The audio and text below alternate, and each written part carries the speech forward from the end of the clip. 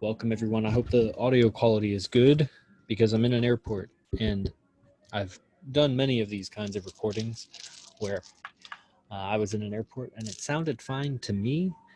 Come to find out later, I would watch the video and the audio. There's so many sounds in an airport that I'm not picking up, but I hope it comes through good for you. There's the news behind me. I'm in Houston Intercontinental Airport, and this is passing shit tests in relationships. I don't know all the shit tests I passed in the last week, but it's amazing. Let's say here's an example. A shit test is, let's say, a frame control. You could say a frame control that the female plays with the male in pursuit of power or dominance in the relationship. If she can become dominant over him, she will. And to the degree that she becomes dominant over him, you will see him. You will see her lessen in her attraction towards him, which comes across in her submission towards him. The more he passes the shit test, the more he becomes dominant over her in the frame and takes control of the frame. And these shit tests come at really weird timings. So I'll talk about this recent one. So I'm at by the way, if you don't know who I am, if this is your first time, let's say you catch this on YouTube or iTunes, my name is Yogi Chris, PhD. I have a doctorate in environmental engineering sciences, but I'm a full-time yogi, and also I sell personal development seminars for my teacher Arash. I'm sort of a journalist, you could say, of this esoteric relationships, how men and women relate in an ancient, primal, archaic way, but with modern culture, civilized, um, communication. A very potent combination to have this protective and reproductive kind of energies mixed together in a modern society that preaches everyone is equal and that nobody is better than the other, and which is of course absurd, because better at what? You can't just say better in general. Obviously it's not that like women are better than men or men are better than women, because we all die eventually, and the human species dies if we don't have enough men or women. So it's a moot subject. It's better men or women. So if you're not thinking general like man or woman, then you must be thinking better at what? It's better at something, or it's just better as a human. And I'm not saying, nobody's saying women are better than men or men are better than women as a human. Maybe there are some people, but I don't know any of them. I know a lot of people. But better at what? Now, if we're saying better at yoga, how are you going to measure that? If we're saying better at communication, how are you measuring that? Now, if we can agree on some way to measure these things, remember, I have a PhD. I also have a master's degree in industrial engineering. And these are sciences. You've got to look at science. Get it right? Viking Tarot is on as an aerospace engineer. You must look at science. So better at what? Women are better at communicating, better at emoting, better emotions. Like, what is that? I would say you're worse at emotions if you can't put some noise in the background. Okay, DC says. Nice. Eventually they'll stop announcing something, whatever it is. This guy. There's nobody even there. The airports are empty, just so you know. The COVID lockdown. There's nobody. There's a guy over there. There's another guy way over there. Oh, look at this. If you're catching the video, there's like nobody here. Okay, so what is he announcing? This guy is probably bored. I can't imagine how much money they must be losing. There's more people working in the airports than are flying. But I guess to keep up reputation or face, the airlines want to keep, flying. Okay. So we were talking male-female dynamic and protective reproductive value mixed together, uh, that nobody's the same, because but better at what? And so one thing that a man is better at, better at what? In the end, you end up getting the man is better at everything. Is basically better at everything, uh, except for being able to have a baby and certain aesthetic qualities that are basically universal, like a hip to waist ratio. A man can't compete with a woman in her hip to waist ratio. He just can't. He just can't. You can't. Your women are better. You can't compete with a woman in her ability to have a baby. It's just better. And it's not that like to waist ratio and baby are like the ultimate things. It's just those are very clear examples that a man can't compete with her there. Now, a woman, she can compete. There are prodigies, right? There are exceptions. Yao Ming was a very, very tall Chinese man. That does not mean Chinese men are tall compared to other ethnicities. So you could go for being that exception. You could try to be that exception. Only if you get plastic surgery. Yeah, you know, when men can start having babies, I'm sure they will. There'll be some guys that do that, and I'll bet they'll be better at it even. But uh, so these qualities, that doesn't mean that a woman could not excel. Like I heard, who is this guy? Andre Agassi maybe, or no, someone else. This is a famous tennis player, kind of older tennis player, and he was talking about Serena Williams. If she was playing in the men's league, like what rank she would be there, so to speak. And he admitted that she would be ranked higher than he was. He would be ranked like 1,200 in the world, and she'd be ranked like 600-700. But that's the best, most dominant female player, ranked 600-700 in the men's.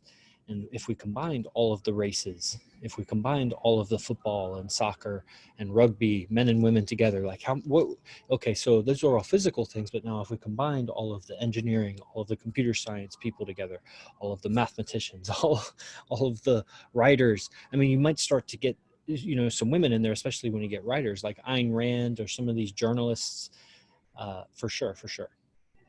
The point being that a frame will be put on the situation. Nature gave her an advantage in that we lust after her in a way that she does not lust after us. So our will is easily bent and manipulated by that lust. She has a natural capacity and a natural disposition and has accumulated nurturally. Remember this word I made up is nurture. We're going to make it famous. I'm going to make it famous, everybody. Nurture, you know, nurture versus like nature versus nurture. So if you can do something naturally, you can do something nurturally also. So we're going to make this word famous. All right. I'm inventing it, right? You're making it real with me. So she nurturally takes advantage of his thinking with his dick, for lack of a better phrase. You know what I mean? And even throughout the relationship, because it's not just once he starts tapping it that he stops needing it or wanting it. He gets caught in the mix of it. Actually, he gets swallowed up by it, so to speak. You know, he's like, anyway, where am I going with this? So she'll put a frame. So let's say I was at the beach recently, and very humble girl. She's very humble, clean, dressed, always covers her ass in public, doesn't, not too low a cleavage, you know, especially when she's not around me, very covered. When she's around me, she can be more free. But still, out of respect to me, because I'm going to be walking around and all the guys are staring at her ass and like imagining her. I mean, she's fine. So we get to the beach, and the most peculiar request with everybody at the beach, because there's people at the beach. There's not a lot of people at the beach, but I mean, guys walking up and down, all these, you can tell the sex thirsty guys walking up and down the beach. You can, or sex hungry might be a better word. And you can tell the girls too have been, not only are they lonely, but they are tired of being, it's a vibe, you can feel it on, they're tired of being hit on directly. They're tired of being hit on directly. Too many guys go and hit on them directly as if they're a guy. You know, gay guys do that. They hit on each other directly and they fuck very quickly because there's a very low sex threshold for a man. If he's attracted to you, he's ready to sex. Right? There's a very low sex threshold outside of STDs and pregnancy, and maybe the fact that it might hurt your relationship if you're indiscriminate like that. If there were no consequences, nobody found out, very low sex threshold for a man. And so we got to be real about this, because the higher the sex threshold for a man, while keeping it reasonable, where it's like not weird, where it's like nobody's fucking you because your standards are too high, that doesn't count. Like people actually, you got to be hooking up with people, but the higher your standards are, then the more solid you are as a man. There was a key point there, you know, how this guy, I got a little distracted actually by the announcement. I'll be honest with that. So the male-female dynamic, let me bring it back because there's a couple of loose ends there and I really want to tie it up for you. If you want to type what I was saying exactly, that would be helpful too.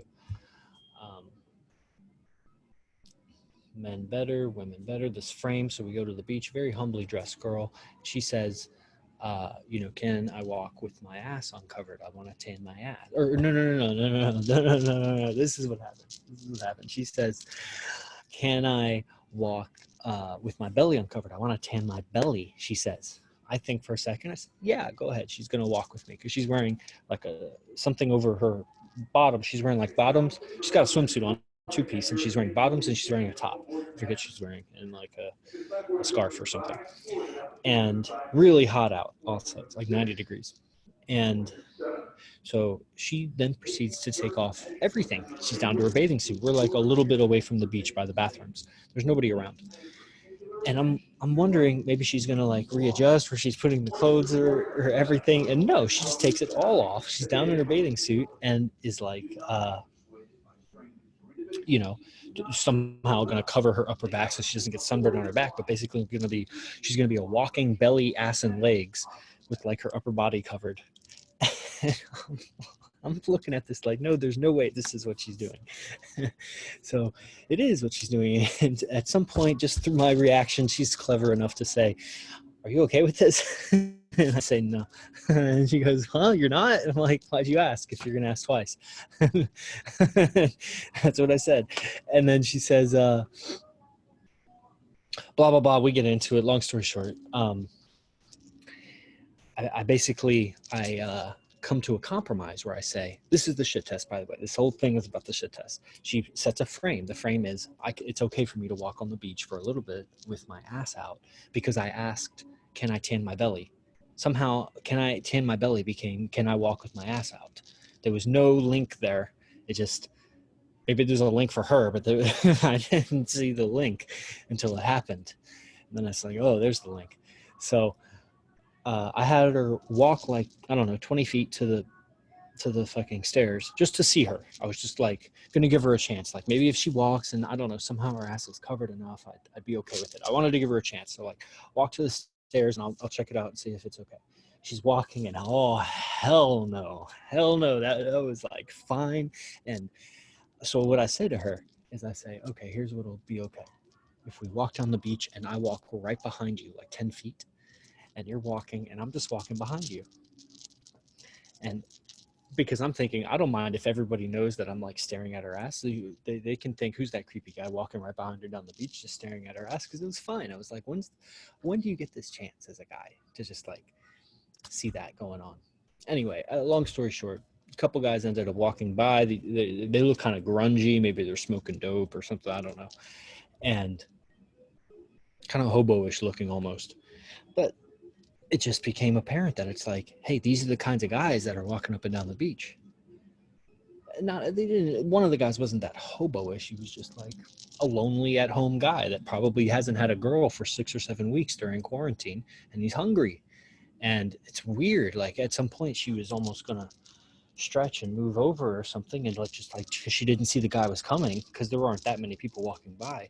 And she just didn't see him and was going to bend over right in front of him while she had her ass. We were still in this conversation about, the ass being out. So it just became obvious. She just ended up covering it, blah, blah, blah. Ended up taking her out to the ocean and just like held her like ass to the sky so she could get a suntan. There was nobody able to see the angle we were at. It was a fun moment, right? And so what am I saying? Shit test.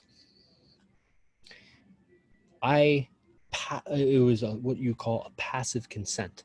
I passively consented to her walking on the beach with her ass out by not overtly objecting to when she took off all of her clothes. She said, can I tan my stomach? I said, yeah. Then she took off all her clothes and I didn't object outright because that would have been failing the shit test. Or maybe there would have been a way to do it. In hindsight, I'd be like, what are you doing? I would have called it out sooner and be like, what are you doing? Like, you said belly. Well, what about I want to tan my ass? The other part of it is you have a pool at home with a screened-in porch. You can lay out and tan your ass in the privacy of your own home. You don't need to. You're going to walk up and down this public beach. There's a bunch of people. I don't feel comfortable with that because I know what guys are doing. We ended up. Check this out. Check this out. This is how fucking creepy some guys are. Because she knows. She knows because she caught a guy taking pictures of her earlier, like 2 or 3 days ago when she was outdoor exercising. Looked good in her exercises. Caught a guy taking a picture of her. Fuck, dude. So this guy is walking down the beach, and she's what is she doing? She's doing something, but her ass is facing anyway the direction he was on her backside. I don't remember what she was doing, like maybe a stretch or something. And I see this guy, and he's walking, and he's holding. You don't have my camera. Not you guys aren't going to be able to see where my hand is, but he's just got his arms to his side, walking, looking forward, not looking at us. But he's holding the camera. It's an actual camera, like not a phone. It's a camera, and the lens is facing towards us, and he's walking with it in his hand with the lens facing towards us. And I'm just, and his arms don't swing very much. They're not swinging. They're kind of staying at his side a little bit as he swings. And I'm like, this motherfucker, did he just snap a photo of her ass walking by? I'm just like, these are the guys, like, oh man. And, people have asked me, how do you get a girl to stop talking to other guys? You just point out that that's what guys are. And the most difficult part about that is admitting that I am that guy. If I went through that guy's life experiences, if I lived his life, I don't know how much different I would be. And maybe there's some genetic karma there or something like that. But we take control here in Ninth Limb and in IMC Nation. We take control of our destiny through communication. And communication necessarily, you must see the difference between men and women, because if you don't, then how are you going to communicate to the individual? You need to know that there's differences between men and women. Like, how good are you going to be at communicating if you think men are attracted to the same things that women are, or vice versa, or repelled by the same things? Like, and what are their motives? Are there generalities? If there were, would you want to know? Because are you just believing that they're not because you want to believe that? You're going to lose out. I have an advantage because there is, and I know them. And I'll continue to know more because I study the subject. All right, so I think that's a tight episode. In the zone, bro, Viking Tarot. Well, I feel good, and definitely one thing I love so much about a longer term relationship. Like I told somebody like a month ago, I was like, it was 2 months ago, it was in Tampa. It was Cameron McGriff. If anybody knows Cameron McGriff, reach out to him. That guy's great. And I say something to him, it's at the end of the night, and I say, like, I'm picking up relationships. Something like I pick up relationships. Like I pick up girls, and I go through the mystery method, and also it's so much of Vince Kelvin's influence early in my game, and I'm rewriting a lot of what I do. So when I come out the other side, then you'll know. When's the other side? I don't know, probably 2 or 3 girlfriends. Like when I have multiple girlfriends that are okay with me admitting that to the world on their behalf kind of thing, I think I'll be at that level. That feels right to me. I don't know. We'll see.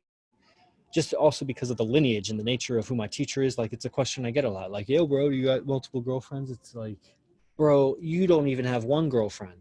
You don't even know what a girlfriend is. These guys, they tell me they have a girlfriend that like wouldn't do this or doesn't talk to guys like that. Or I can tell by how they interact with me, dude, you're not on top of it. I know the wiles of women, WHILES, the wiles of women. They're mischievous. They're elusive. They're dark natured. They are yin. And it's the nature of the softer, more submissive, weaker gender is they gain advantage through their ability to manipulate because of man's lustful nature. His lustful nature makes him susceptible to manipulation. And it's more than you guys think. It's more than you think. Viking Tarot, it's the natural progression. You'll find it. Yeah, well said. Oh yeah, man. Okay, so you guys know where to get deeper teachings at ninthlimb.com and the Silent Flute training, my training. Upcoming boot camps. There's one here in May 22nd, 23rd. There'll probably be one next month. I highly encourage you to do it while COVID is happening because it's such a intimate experience. with Arash in San Jose. I'll be there. And if you have any questions or comments, I'll gladly do my best to answer them now. Otherwise, I'll give it about 30 seconds, see what comes up. And Benedict, safe travels. Cross-dressing for sure. What? Who's cross-dressing? Where did I say cross-dressing? I don't remember saying that. What's up, Marcel? All right.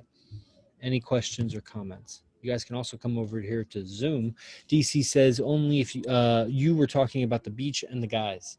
Yeah, I think I finished that story. Okay. Going once. Going twice. I know there's a lag, so I don't know what kind of lag I'm working with Facebook or Instagram. But there typically aren't too many questions, so I won't drag it on too long. Thanks for tuning in, guys, and tomorrow's Enlightened Masculinity. And if you know you like this content, you know where to go to find me. See you on the next one. Oh yeah, also Behavior Code is on iTunes now, officially, and on YouTube as always. So if you're catching this recording, leave a comment and subscribe, follow. See you next time.